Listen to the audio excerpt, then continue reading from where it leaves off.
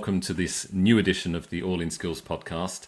My name's Colin David. All in Skills, for anyone who is not yet familiar, is a soon-to-be launched platform which is designed for undergraduates, recent graduates, and people who are new on the job market to connect with experienced people, people with long careers in different areas, different professions. People like today's guest. I'm happy to introduce Francesco Cardi. Francesco, thanks for joining me.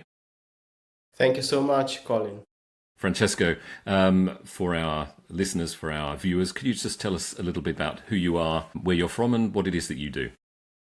Yeah, I will give you like 30 seconds summary of my career. I'm Italian originally. I studied nuclear engineering. I have a master in nuclear engineering. I never used properly because I moved into management consulting. I worked in management consulting for a total of 12 years. And then from that moment, I moved into startups. I had my startup and we miserably failed in Milan many years ago, but then I used this experience to join other founder startups. I've been through 5 startups, all of them successful, at least for the founders, for sure. I'm pretty proud about it. And now I'm working for remote.com that's a scale up in the HR vertical. Okay, so I've got a lot of questions based just on that short introduction. But let me start with what you actually chose to study, nuclear engineering. How did you make that choice? Well, at that time it was another Francesco, right? I was like 18 years old, and I thought that nuclear engineering was a big was like the best mix in between mathematics and physics on one side and a solid degree on another one. And so I ventured into nuclear engineering. And so throughout your school career, were you much more, I don't know, interested in the maths and science side of studies, or? Yeah. I know, for example, I know you're a polyglot, for example. So yeah, the languages, they came like me, like work in different places, and I like learn languages this way. But at that time, it was very academic. I still love mathematics and physics, theoretical mathematics, theoretical physics. So that's why among engineering path, I went for the more like, if you want, theoretical one. And that's why I ended up studying 5 years in nuclear engineering in Italy. Right, okay. And at what point then did it occur to you that management consultancy was the way that you would? Well, this was by chance. At a certain point, I was on the verge to start a PhD, and I tell you very frankly, I saw myself like staying poor all my life. I said, no, maybe I need to gain some money. And then I had this opportunity to start in management consulting. And I said, okay, that's what I should do. And I started working in management consulting in Milan for a company there. What was the background of the people entering management consultancy at that point in Milan? Well, in Italy, but also in other countries in Europe, and maybe this is different in US. I ended up in management consulting because they were the most open to any kind of backgrounds. They were just looking for smart people coming from any kind of studies, mathematics, physics, engineering, economy, even psychology. So I like the fact that we're open to this, and that's why I ended up there. So people from different backgrounds, different university degrees, Yep. ended up in the same place. Yeah, that in Italy is a bit of an exception because many standard companies, they tend to have very fixed scripts about where they source people from. So yeah, this was refreshing for me. I mean, and at the end, it was the opportunity. I got it. So I just grabbed it. So 12 years of management consulting, entirely based in Milan. Where did it take you? Oh, well, I started like, I spent like 4 years in Milan and then 6 years in São Paulo in Brazil and 2 years in Madrid in 3 different companies doing management consulting. So it's pretty similar across the board, but in 3 different languages and in 3 different companies. And that was a conscious decision by you to take those opportunities in different countries for different... Yeah, definitely. I was always like very interested to cut across different cultures, and the opportunity to go to Brazil appeared again by chance. You can call it serendipity, and I said to myself, now or never, why not? And I moved there. And then when you move for the first time outside your comfort zone, your language, then you learn that you can move again and again. And so I moved again. Later Madrid, and now I'm in London. So different cultures, different languages. Before we move beyond management consultancy, I'm just curious, culturally, when you talk about not the country itself, but the culture of the companies you worked for in Italy, in Spain, and in Brazil in management consultancy, were there radically different approaches, or did you find that there was a sort of a uniformity to the approach which had been sort of imposed from on high? I would say they were fairly similar because all of them were small offices fighting to survive, small groups of people finding a way to generate revenues and grow. And so even if we are like very different people, at the end they were pretty similar. So even in management consulting, I went through startups, even if they are not like exactly startups, but they were they were startups. So very small group of people fighting to find a way through the market, generating revenues and gaining like clients. So, if a young person listening to you from your quite specialized background of nuclear engineering, what would be a key piece of advice for a new graduate or somebody who's out in the job market thinking, I think management consultancy is for me? What advice would you give them? So management consulting, in my experience, I hope not to offend anyone, is great as a starting point in your career because you do perform many different projects in many industries and you learn a lot, really a lot. Maybe it's not the best for everyone later on because it becomes very focused on just consulting, and that's why I left. But I would say that if you have the chance to enter the consultancy world at the very beginning of your career, that's a great opportunity. Also because they pay quite well, so it's not bad, right? And you learn a lot. At the opposite, I wouldn't say don't stay there too long because unless you love to consult people, because that's the issues that is not pragmatic. I mean, you don't get things done. You tell someone else to get things done, and this could be very frustrating if you are the kind of person that you want to get things done, that you want to have your hands dirty. So, what then took you out of management consultancy, and where did that happen? Was it during your time in Spain? It was in 2008, and I at that time I actually had like a short experience in a software company as an M&A lead, doing some like small acquisitions and managing like smaller transactions for this company. And at that point I thought I really want to join like a startup. I want to work with closely with founders and have this thrill of building something new from scratch. I tried in 2000, back in 2000, in between like management consulting experiences with some friends in Milan. We miserably failed because we were at the wrong time, the wrong place, but it was very exciting. And then in 2008, I said, okay, I want to join again the startup world, joining like a founders stage startups. Your experience then let's say on the other side of the table in the startup area. I don't know if you feel comfortable talking about it, but you've mentioned a couple of times that you failed miserably. Do you want to explain basically what was the idea and why you think it didn't go as the way you wanted to? Yeah, I mean, we were in Milan first of all, and yeah, you know, Milan, Italy, even today, unfortunately, is not the place where there are so many startups. We also focus on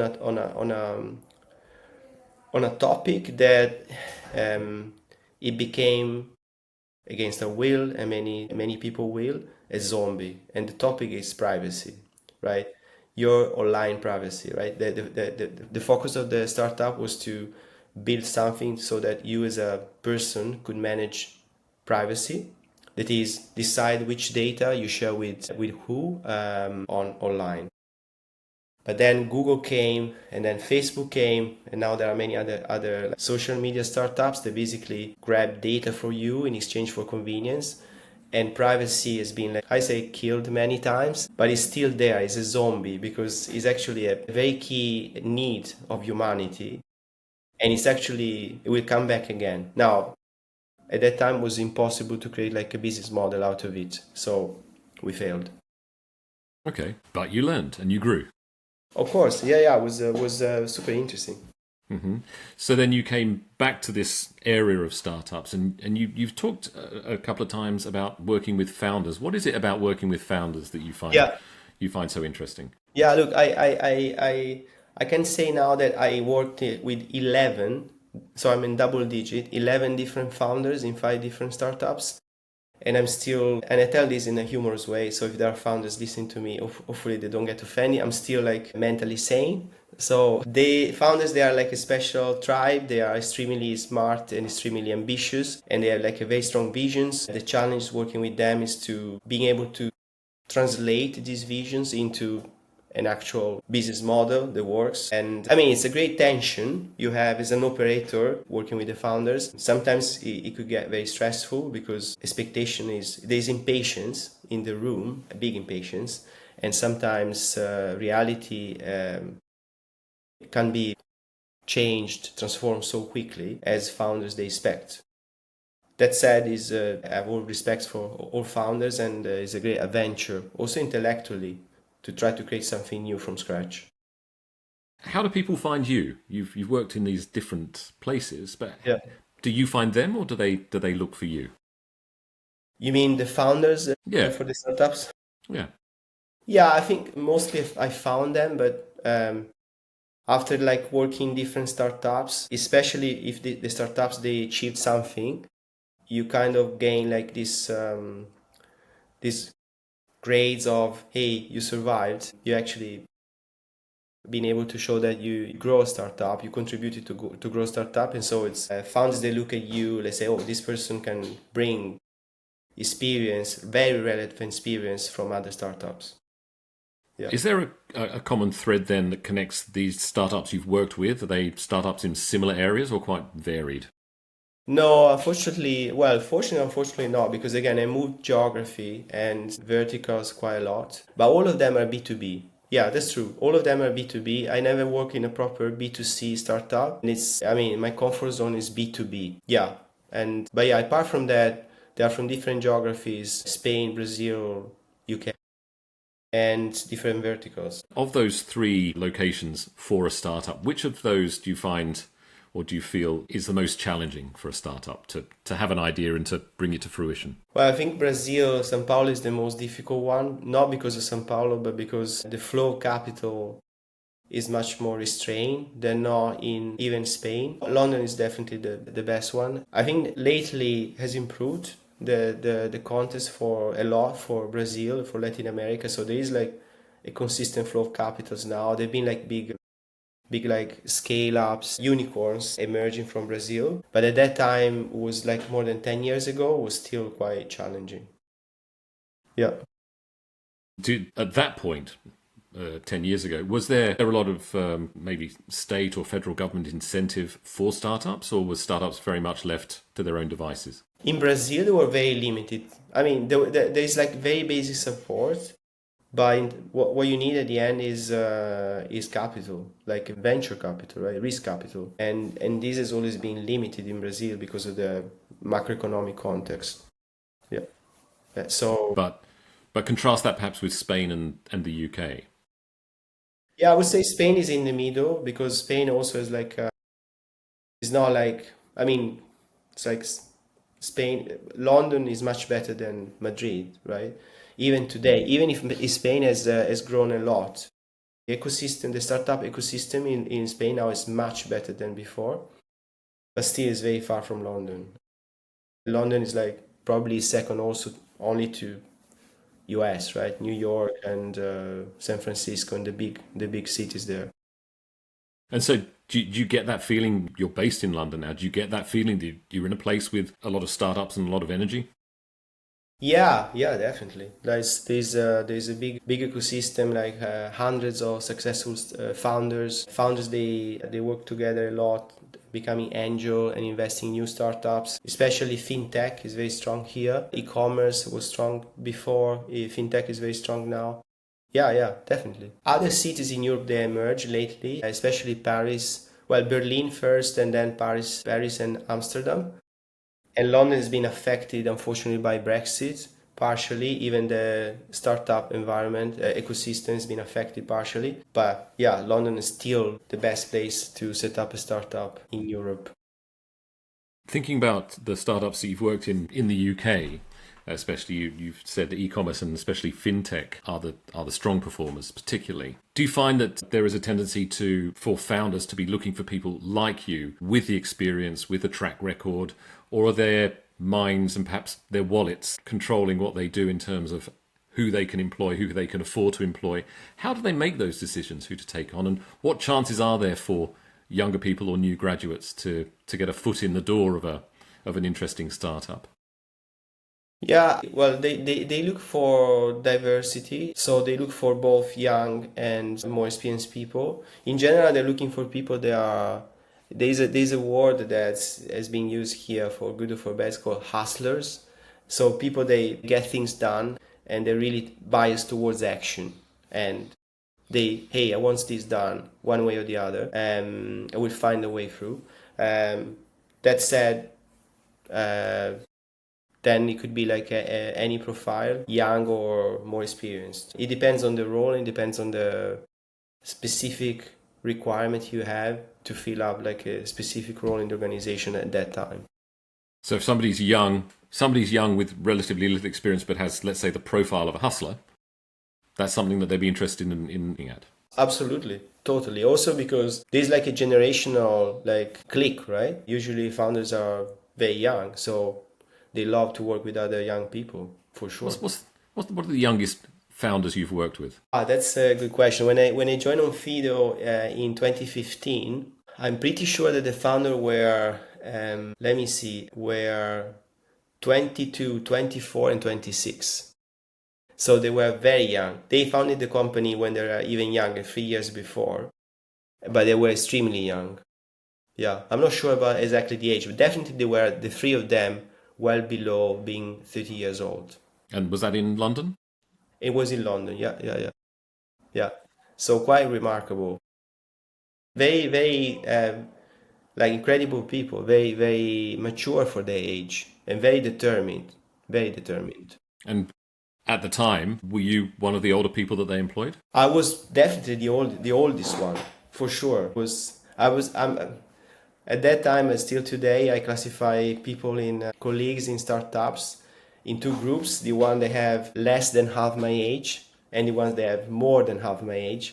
So yeah, most of the people at that time in that startup in 2015, they were in the first category, less than half my age. Working with people then from such a you talked about diversity, such a diverse age range. What are the challenges of that age range diversity in the workplace? Yeah, we should ask them too, right?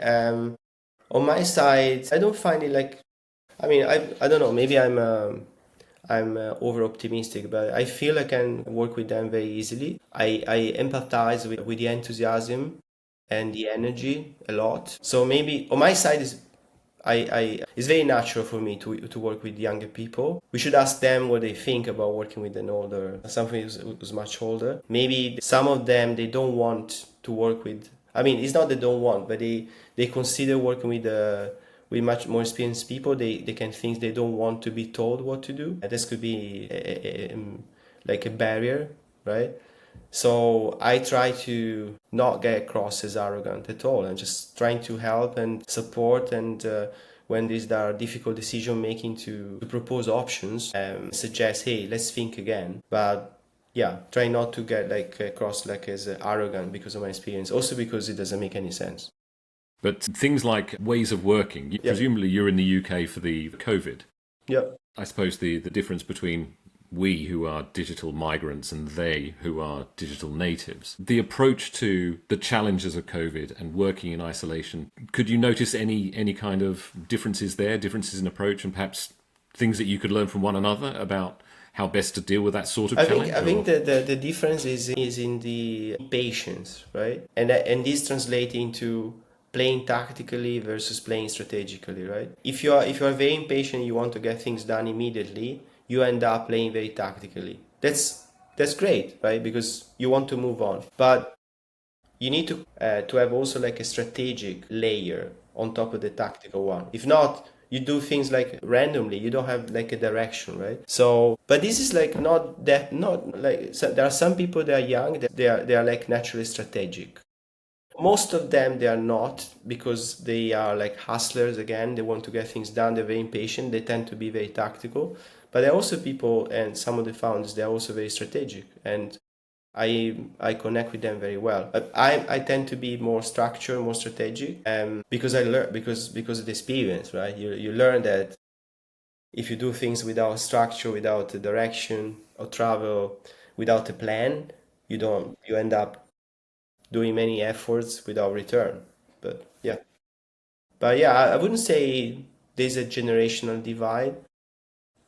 I would say that the more experience you get, the more you value the fact that you need like a strategy. And it's not necessarily it has to be like a complex strategy, the opposite. You need a simple strategy, but you need like a horizon, right? You need to look things for the next, for startups, is the next 6 months, it's never the next 2 years, right?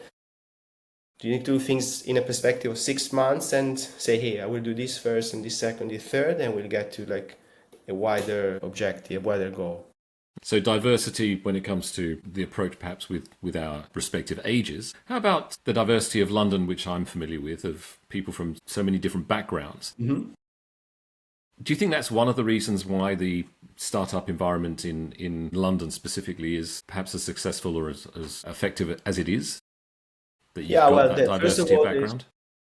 yeah, well, definitely the fact that there is money is crucial. The other one is that there is lots of talent, and the talent is brought here by universities. So the fact that there are like top universities like Cambridge, Oxford, Imperial College, and many others, this creates like this virtual circle of talent drives capital, capital drives talent, and it creates like this ecosystem of talent plus capital. So UK has been in front of other European countries because of this. It's also true that there is like a third element. It's about the juridical context, the laws, right? They support like startups.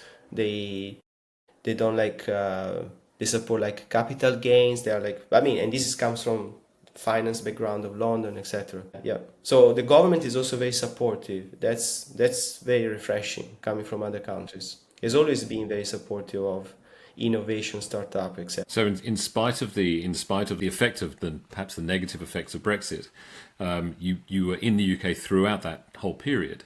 They've continued to be able to attract people from not just across Europe but across the world Yeah, to be part of this. yeah, definitely. You never know because in history you can do an A/B test, right? You don't know how much London would have been better without Brexit. You can argue about it, but yeah, London continues to grow as a tech startup ecosystem for sure. You can argue that other places they outgrown London in this race.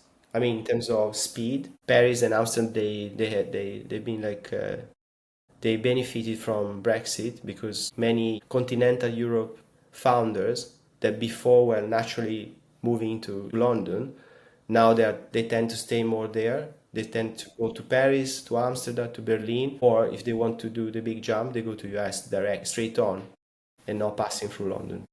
Okay. Talking now to young people who are, maybe in the process of finishing their degrees, their undergraduate degrees, and they're captured by the idea of startups, perhaps the lure of the promise of what could be, and hearing what you're talking about, your association with successful startups. If somebody's eyeing this as an area to go to work in, what advice would you give to that young person starting out? Network. Just contact people, show up, show that you're keen, you're eager, and yeah, that's the key advice, right? Don't be shy. Find ways to connect. And today, you can connect with everyone mostly online, and then yeah, please. How important is, of course, digital? We know all about LinkedIn and all of that, but how important is the face-to-face networking Yeah, side of exactly. I things? would say once you connect like digitally, then translate this into physical connection, right?